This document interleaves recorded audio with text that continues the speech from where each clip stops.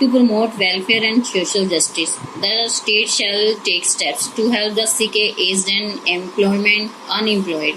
यानी कि क्या बताया गया है इसमें, बीमार, बूढ़े और बेरोजगार लोगों की सहायता करना, to promote educational and economic interest of weaker section of the society, यानी कि कमजोर वर्गों के लोगों के लिए शिक्षा तथा आर्थिक सुविधाएं प्रदान करना, to give free legal aid to poors and सो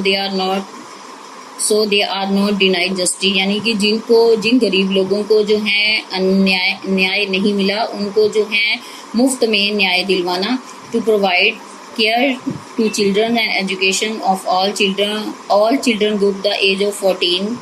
यानी कि जो 14 वर्ष की आयु के जो बच्चे हैं उनको सुरक्षा और शिक्षा प्रदान करना, to raise the standard of living of people, improve public health, उनकी लाइफ स्टैंडर्ड, उनके जीवन स्तर को ऊपर उठाना, और हेल्थ यानी कि जो उनकी स्वास्थ्य सेवाओं में सुधार करना, to organise agriculture animal husbandry on modern scientific line, इसमें क्या बताया गया, वैज्ञानिक तरीकों से कृषि तथा पशुओं की नस्लों में सुधार लाना, to protect and improve milk cattle का मतलब है दूध देने वाले जो पशु हैं, और prohibit the slaughter of cow and calves and other milk and draught cattle, यानी कि पशुओं के वध पर यानी गौ हत्या पर रोक लगाना, और जो दूध देने वाले पशु हैं उनकी सुरक्षा प्रदान करना, to ban intoxicating drugs and drink, यानी कि नशीली दवाओं और शराब के ऊपर बैन लाना, प्रतिबंध लगाना, to strength the democratic system, to state shall take step to ensure the separation of the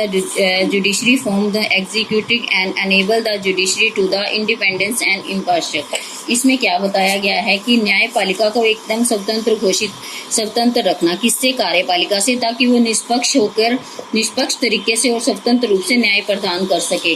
two establish village panchayat as units of local self government, इसमें विलेज पंचायत को स्थापित करना, गांव में पंचायतों की स्थापना करना,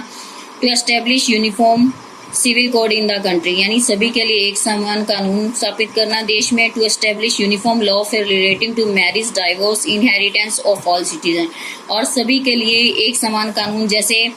विवाह, उनके डाइवोर्स और उनकी पैतृक संबंधी सभी नागरिकों के लिए एक समान कानून बनाना, to preserve our national and culture heritage, यानी कि अपने नेचुरल यानी प्राकृतिक और सांस्कृतिक हेरिटेज यानी कि जो हमारी विरासत है उसकी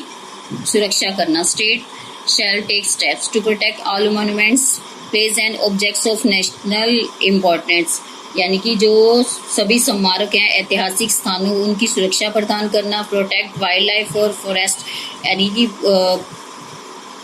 वाइल्ड लाइफ यानी कि जंगली जानवरों, और फॉरेस्ट होता है जंगलों को सुरक्षा प्रदान करना, principle for promotion of international understanding, इसमें promote international peace and security, अंतर्राष्ट्रीय शांति तथा सुरक्षा को बढ़ावा देना, to maintain just and honourable relation with other nation, दूसरे देशों के साथ सम्मानपूर्वक या अच्छे संबंध बनाना, to promote respect for international treaties and law,